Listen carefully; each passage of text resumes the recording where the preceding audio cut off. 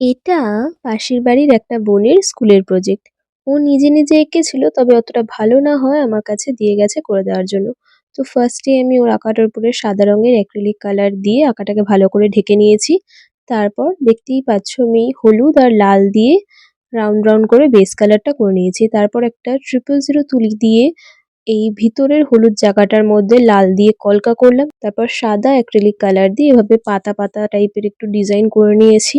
এই ডিজাইনটা কিন্তু আইবুড়ো ভাতের থালির সেটের ডিজাইন হিসেবেও বেশ ভালো লাগবে।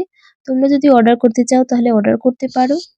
এখন বাজে রাত 2টো, আমার প্রচন্ড ঘুম পেয়েছে আর ভয়েস ওভার দিতে ইচ্ছেই করছে না। কিন্তু ভিডিওটা না দিলে আমি কালকে পোস্ট করতে পারবো না তাই দেওয়া। তো এইসব কথাগুলো আমি নাকি ভয়েস ওভারে বলে দিচ্ছি, ভগবান! যাই হোক, দেখো বকবক করতে করতে আমার আঁকাটাও কমপ্লিট হয়ে গেছে। তোমরা জানিও এই থালার ডিজাইনটা তোমাদের কেমন লাগলো। দেখা হচ্ছে পরের একটা ভিডিওতে। আজকের মতো বাই।